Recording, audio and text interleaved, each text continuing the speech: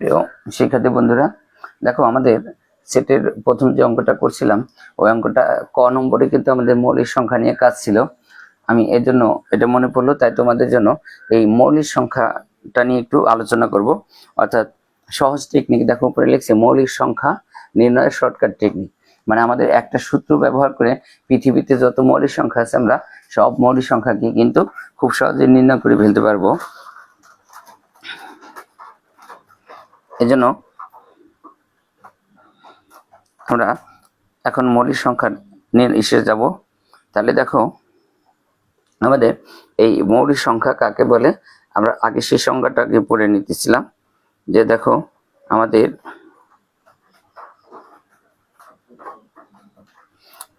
মৌলিক সংখ্যা, দেখো আমরা সংজ্ঞায় লিখছি মৌলিক সংখ্যা যে সকল সংখ্যাকে এক এবং ওই সংখ্যা ব্যতীত অন্য কোনো সংখ্যা দিয়ে ভাগ করা যায় না তাদেরকে আমরা হলো কি সংখ্যা বলি, মৌলিক সংখ্যা বলি। অর্থাৎ আমরা এটাকে এভাবেও বলতে পারি, যে সকল সংখ্যাকে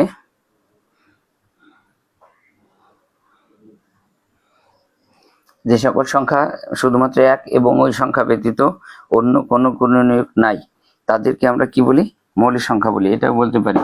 অর্থাৎ মৌলিক সংখ্যা, তাহলে সেই হিসাবে দেখো মৌলিক সংখ্যার সংজ্ঞা হইতেছে যে সকল সংখ্যাকে এক এবং ওই সংখ্যা ব্যতীত অন্য কোনো সংখ্যা দিয়ে ভাগ করা যাবে না, অর্থাৎ এক এবং ওই সংখ্যা এই দুটো মাত্রই গুণনীয়ক থাকবে তাদেরকে আমরা মৌলিক সংখ্যা বলি। ধরো আমরা সেই হিসেবে যদি বলি, যেমন আমাদের দেখো 10 পর্যন্ত মৌলিক সংখ্যা, ধরো আমরা এমন লিখি, ধরো দেখো 1 থেকে 10 পর্যন্ত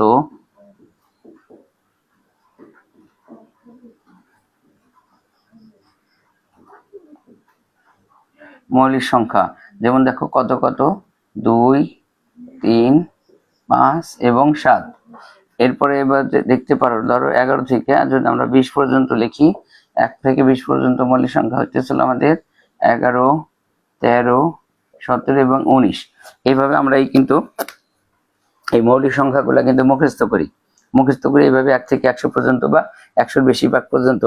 মানে কিন্তু আমাদের শর্টকাটে এমন একটা সূত্র আছে, টেকনিক আছে, যেটা দিয়ে আমরা পৃথিবীর সমস্ত মৌলিক সংখ্যাগুলো নির্ণয় করে ফেলতে পারবো। এজন্য আমাদের এই সূত্র বা ফর্মুলাটা আমাদের আগে জানতে হবে। লক্ষ্য করো, আমাদের মৌলিক সংখ্যা নির্ণয়ের যে সূত্র, সেই সূত্রটা হইতেছিল 6n ± 1। লক্ষ্য করো, এই মৌলিক সংখ্যা নির্ণয়ের এই সূত্রটা তোমরা মুখস্থ করে নিবা। দেখো মৌলিক সংখ্যা নির্ণয়ের শর্টকাট সূত্রটা হইতেছিল 6n ± 1। অর্থাৎ 6n এর সাথে 1 কে প্লাস মাইনাস করলে আমরা যে মানগুলো পাবো সেগুলো মৌলিক সংখ্যা। অর্থাৎ আমরা এই সূত্র দিয়া শুধুমাত্র এই 2, 3 ব্যতীত, শুধুমাত্র এই 2 আর 3 কে আমাদের মাথায় রাখতে হবে।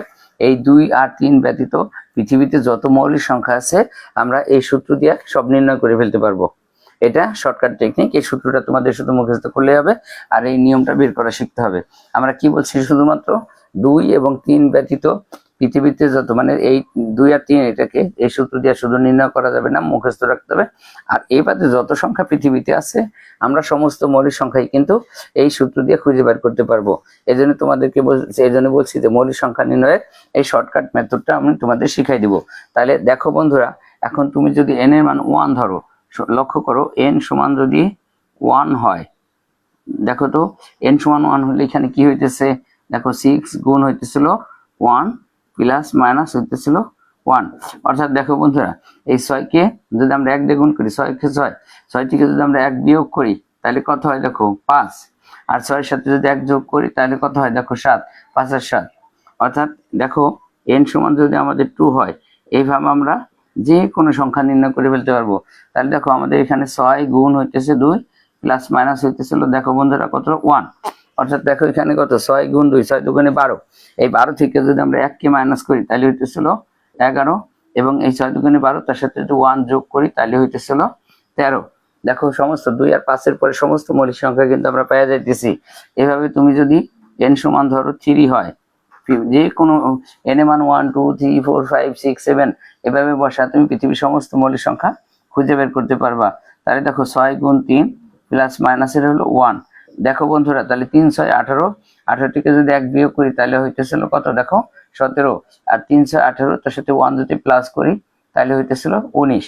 এইভাবে মনে করো n সমান তুমি যদি ধরো 10 হয়, তাহলে দেখো আমরা এইভাবে সমস্ত মৌলিক সংখ্যাগুলা কিন্তু পেয়ে যাব।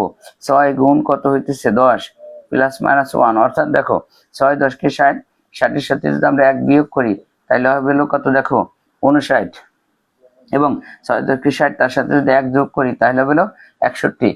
তাহলে লক্ষ্য করো বন্ধুরা, আমাদের এই শর্টকাট সূত্র দিয়া এই টেকনিক ব্যবহার করে আমরা কিন্তু পৃথিবীর সমস্ত মৌলিক সংখ্যা কিন্তু নির্ণয় করে নিতে পারবো।